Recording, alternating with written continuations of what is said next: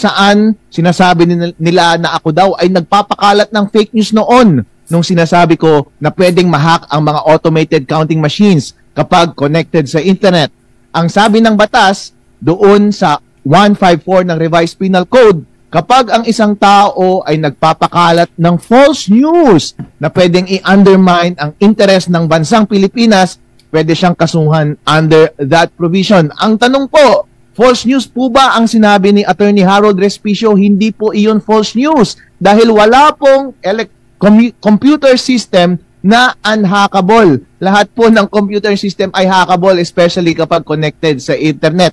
Lalo na po at sinunod naman ng COMELEC yung advice ni Attorney Harold Respicio na wag i-connect sa internet. Yun nga, meron silang pulisiya na ginawa nung election day na wag daw dapat i-connect sa internet yung mga automated counting machines. Pangalawa po, ginawa ko po ba iyon para i-undermine yung interest ng state?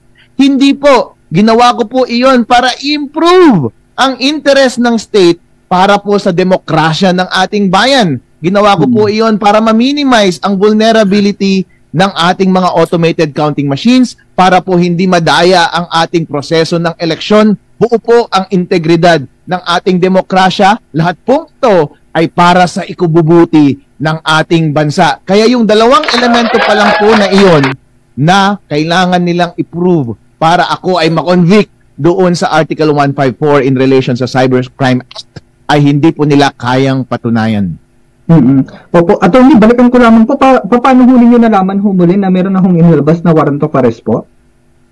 Yung prosecutor's office ay nagpadala ng kopya ng resolusyon doon sa aming opisina at sa aking email na sinasabi nila na natalo ako sa case na isinampan ng COMELEC laban sa akin. Naturally, isasampan na nila yan sa court. Kaya kami ay nag-follow up sa court ng Manila at tinanong namin kung saang court napunta. Napunta sa branch 34 ng Regional Trial Court ng Manila yung case. So, ipa-follow up mo lang doon sa court. At sabi nila last week, meron na daw warrant of arrest at napirmahan na daw. So, anytime since last week, pwede na akong maaresto. Kaya, dali-dali po si Attorney Harold Respicio na sumuko at sumunod sa batas at nag-voluntary surrender para hindi po tayo basta-bastang inab o nakipin ng mga otoridad at mag-spend ng few nights or several nights sa loob ng jail.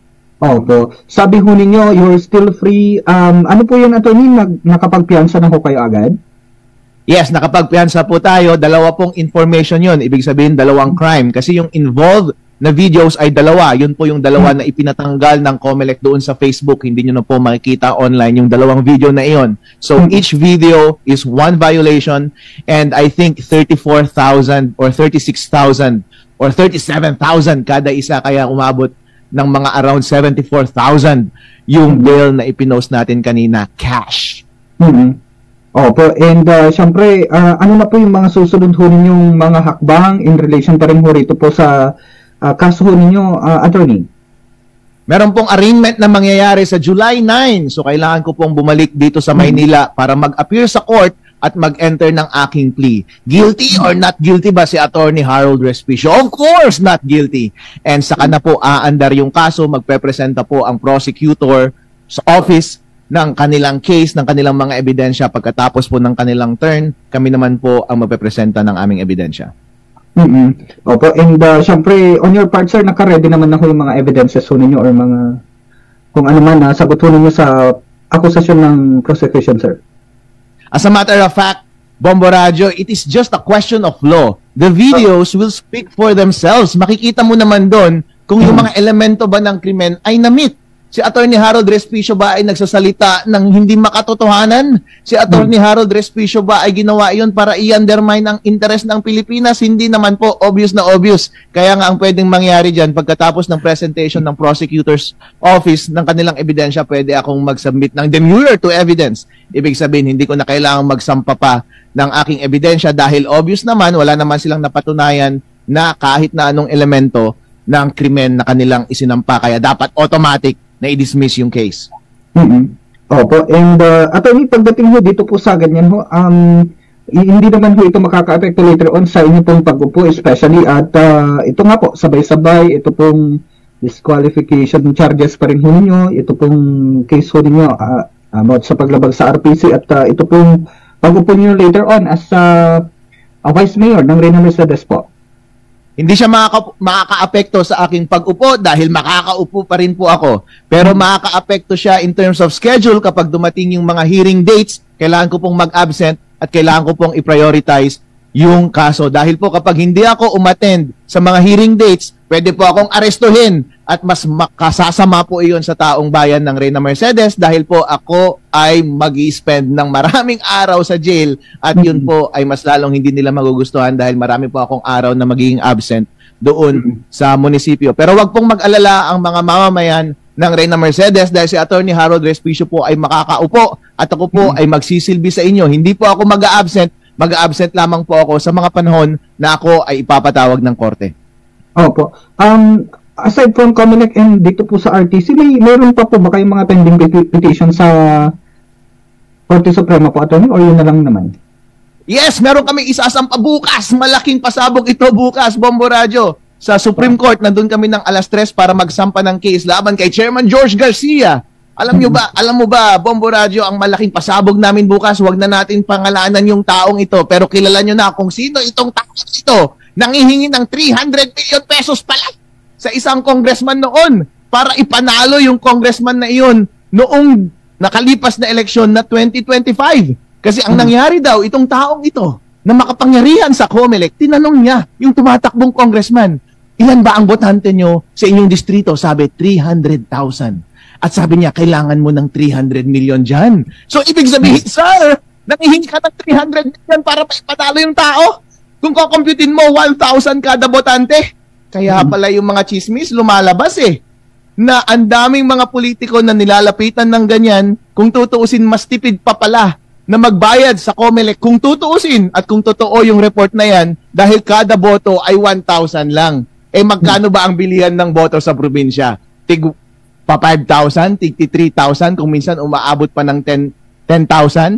Kaya kung iisipin mo, kung isa kang local na politiko at tumatakbo ng eleksyon, kung totoo itong mga reports na ito, kung gusto mo makakuha ng 5,000 votes, kailangan mo mag-invest ng 5 million pesos. Kung gusto mong makakuha ng 300,000 votes, kailangan mong mag-invest ng 300 million pesos. Hindi po yan chismis lamang dahil kasama po yan sa petition na ipa-file namin bukas doon sa Supreme Court. Magkakaroon po kayo ng kopya. Mababasa nyo po mismo yung detalye dahil halos nalaglag sa upuan yung kandidatong iyon nung sinabihan siya na kailangan niya ng 300 million pesos para makakuha ng boto para sa 300,000 na botante sa kanyang distrito.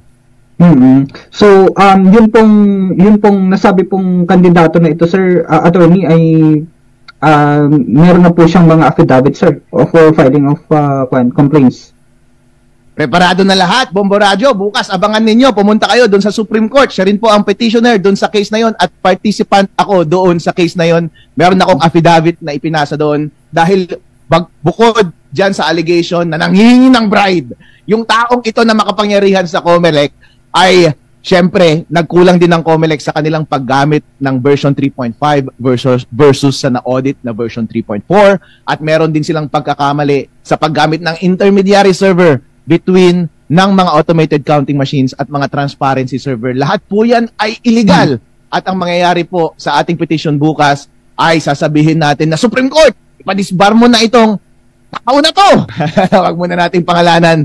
At sabihin natin na grave abuse of discretion ang lahat ng ginawa niya sa paggamit ng mga maling software na pag-install ng maling infrastructure sa ating election systems ngayon. At iniimbitahan din namin doon sa same case na yon ang National Bureau of Investigation para investigahan lahat ng anomalyang ito. Dahil sapat naman po ang ating ebidensya, sapat ang pag-amin mula sa parte ng COMELEC para kasuhan itong mga masasamang tao na ito. Kilala nyo na itong mga taong ito dahil sila ang pasimuno ng hindi paggamit ng tama sa software, na hindi tamang pag-implement ng tamang infrastructure sa election systems at dapat silang kasuhan under sa Omnibus Election Code natin ng election offense, paggamit ng mga unauthorized computer equipment and software, paggamit ng mga unauthorized methods para naging posible tuloy ang mga alegasyon ng pandaraya, especially yung 300 million pesos na hinihingi. Kapag totoo po lahat ito, lahat po ay nagko-coalesce. Ibig sabihin lahat po ay nagsasama-sama na ang buong istorya.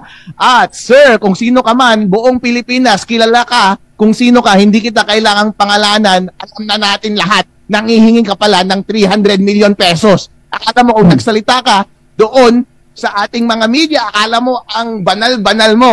Isa ka palang kurap. Opo. Attorney, doon po sa mga reklamo, ano pong mga, ano nga po ulit na mga reklamo ho ito? Yung pong ipa-file ho ninyo? Bukas, merong magsasampa na isang dating kandidato ng pagka-congressman sa isang probinsya dito sa Pilipinas, doon sa Supreme Court na mismo idinirekta, dahil ang mga issue na kanilang ipresenta ay nakakaapekto sa buong Pilipinas. Ang kanyang mga main allegation ay nakausap itong makapangyarihang taong ito doon sa COMELEC. At yung taong yun sa COMELEC ay tinanong kung ilan ang botante niya sa kanyang distrito at sinabi niya 300,000 po.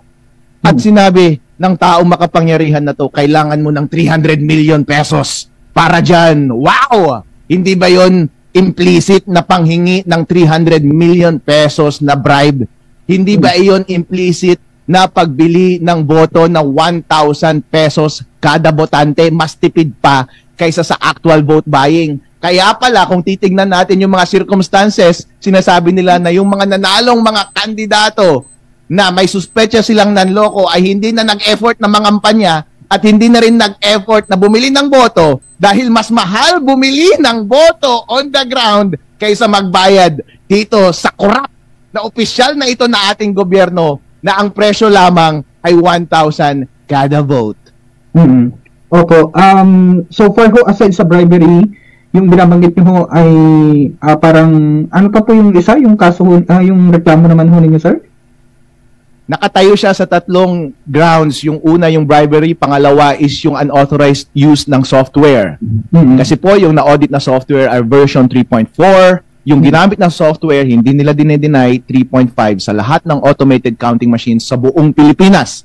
Pangatlo po ay yung paggamit ng unauthorized equipment para sa transmission. Kasi po, sabi ng batas, dapat diretsa mula sa automated counting machines papunta sa lahat ng mga servers. Ang ginawa po nila ay nag-set up sila ng Data Center 3 kung saan pinapadaan muna nila lahat ng resulta ng lahat ng automated counting machines, posible tuloy yung manipulation at bago nila ipadala sa lahat ng mga transparency server. Lahat po yan ay illegal. Lahat po ng mga polisiyan na yan ay ginawa ng isang tao doon sa COMELEC at dapat siya ay madisbar. Dapat masabing grave abuse of discretion ang kanyang ginawa. Dapat maimbestigahan siya ng National Bureau of Investigation at dapat siyang mapakulong ng napakahabang panahon.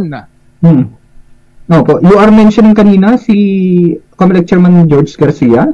Or hindi ko sinasabi na siya yung tao na yon. Darating rin ang araw na mapapangalanan yung tao na yon. Pero taong bayan, alam nyo na kung sino yung tao na yon. Hindi ko sinasabi na si Chairman George Garcia yun at hindi ko rin itinatanggi na siya iyon. Malalaman nyo po dahil magkakaroon po kayo ng kopya ng petisyon at yan po ay part ng mga alegasyon ng magsasampa ng kaso bukas ng petitioner. Alright.